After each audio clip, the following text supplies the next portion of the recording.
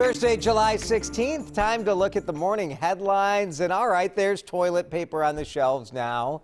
You can get all the shapes and sizes of pasta, flour and yeast, no problem. But have you noticed this when you're hitting the grocery store? Some of your favorite things just not on the shelf anymore.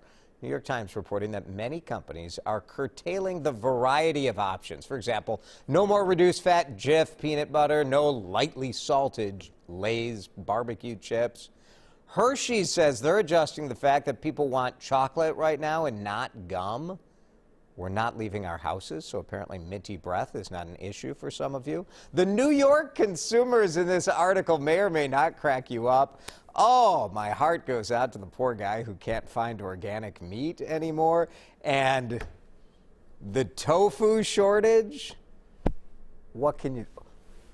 I can't get tofu. I hope the New Yorkers are going to be okay.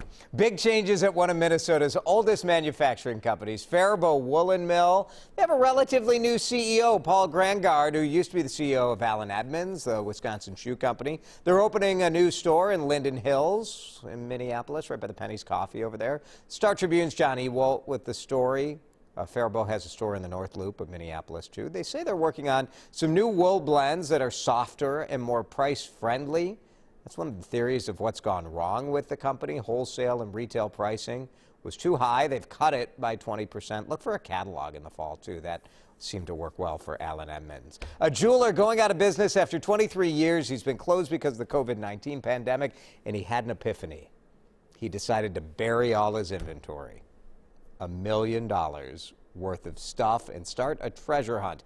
Johnny Perry is his name. USA Today with the story. J&M Jewelers, the company in Michigan. He buried thousands upon thousands of precious metals and antiques. He said he went through waterfalls, streams, kayaked everywhere to find spots. Each treasure does have an X marking the spot, just like a Bugs Bunny cartoon. There's GPS in the item, so he knows if someone found it.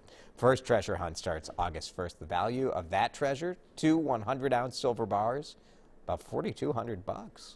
Might take a road trip to Michigan, start hunting. Fun story in the Pioneer Press about a 53-year-old Minneapolis entrepreneur who was trying to sell batter fried corn at the state fair, and they said, no, we got corn, no. So he tried to sell it outside the fair. Willie Frazier literally walked into an empty food truck that had a fryer in it and started making his corn. Pioneer Press, Deanna Weniger reporting that the manager comes to the truck and says, quote, "What the hell are you doing? Call the police." Well, Frazier did some quick talking. He was almost done frying that corn. Manager loved it, and they started selling the batter from the truck. You can find Willie D's deep fried corn batter in the Robbinsdale Hy-Vee right now. He's working on a Nashville hot chicken seasoning and his Chop House burger seasoning. I'll tell you, Riley, with courage like this guy. I mean, that's how you do it. Sometimes you have to make your own future, right? You take the risk. Yes.